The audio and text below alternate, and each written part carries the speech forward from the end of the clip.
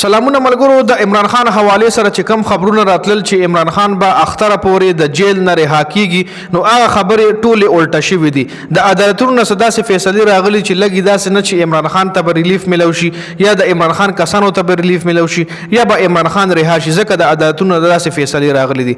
بل طرف ته سپریم کورټ کې د مخصوص نشستونو کیس لګیدل چې پای کې دغه کیس کې داسې سټرایل شوې دي چې بیا د عمران خان وکیل سلمان اکرم راجا په پریس کانفرنس کړی دی. په دغه پریس کانفرنس کې مکمل حقیقت ښکارا کړی دی. جی اوس دغه پریس کانفرنس کې سلمان اکرم راجا سویل دي، د عمران خان وکیل سویل دي، ټول نه پهله په دې خبره کو او بیا د عمران خان پر رهایی باندې خبره کو چې په میډیا باندې کم خبرونه د عمران خان د رهایی چلیدل اسینګ الټه شوې دي. پاغه په اند کې خبره کو خړم به سلمان اکرم راجا باندې خبره کو. سلمان اکرم راجا ویلي دي چې په سپریم کورټ کې موږ مخصوص نشستونو فیصله باندې د نظرثانی درخواست دایر کړو. جی مخصوص نشستونو فیصله مخکې پیره د پی ټی آی په حق کې راغلی و، به پی ټی آی نه مخصوص نشستونه واپس وشتل چې هغه مسلم لیگ نون او نور پارټیانو خپلو کې تقسیم کړل، لکه د عمران خان د پټۍ غسټونه هم هغه په خپلو کې تقسیم کړل. نو بیا د عمران خان وکیلانو په سپریم کورټ کې درخواست ورکو چې د تاسو په دې خپل فیصله باندې ریویو وکړئ، تاسو په دې خپل فیصله باندې نظرثانی وکړئ.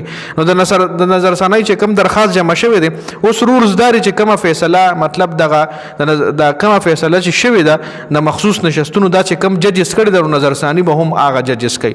نو اوس هغه ججز شته نه او هغه فیصله 14 ججز کړي و او اوس هغه 14 ججز نشته بلکې 11 ججز دي. نو سلمان اکرم راجا ول ویلي دي چې رورا دا خو 11 ججز فیصله نه و، دا خو 14 ججز فیصله کړي او په دې باندې 14 ججز چې کوم د خپل نظرثانی کوي.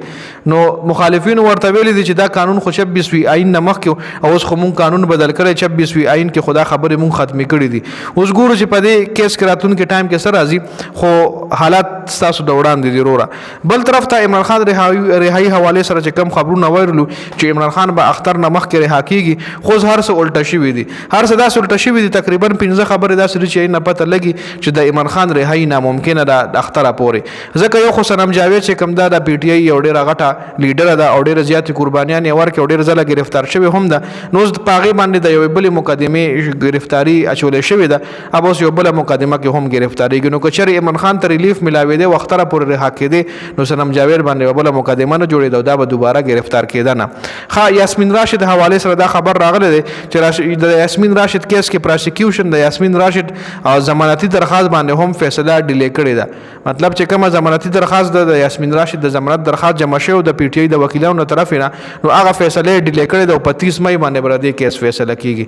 نو دلته هم د دې خبرې دا انډیکیشن دی که چېرې عمران خان ته ریلیف ملاوېده او کپتان اختره پورې رها کېدی، نو د دې هغه د نورو کسانو فیصلې به هم زر شوي. بل مخصوص نشستونو باندې الریډي تاسو سره ما خبره وکړه، نو که چېرې عمران خان رها کېدی، نو دغه مخصوص نشستونو کې به هم عمران خان ته ریلیف ملاو شوی. څلورمه غټه خبره د اسټابلیشمنټ قریبي چې کم صحافیان دي ای ویلي دي چې عمران خان سره د انډیا او د پاکستان چې ټیم جنگ شروع شو، نو مخکې یو ویډیو ما هم جوړه کړې و، اپډیټس راغلي چې عمران خان سره دغه جنگ دوران یو ډېر مطلب یو اهم کس په جیل کې ملاقات کړو، غیر سیاسي کس په جیل کې ملاقات کړو او هغه د جنگ نه پوره ډغه کړو. نو چې د اسټابلیشمنټ او د نون لیگ کم قریبي صحافیان دی ویلي چې دا ملاقات نه دی شوی. پنځمه غټه خبره په سوشل میډیا باندې د عمران خان او د آرمی چیف کمپیریزن هم شروع دی چې د عمران خان او د آرمی چیف تصویر لګېدلی وي چې دی کې زیات مقبول څوک دی.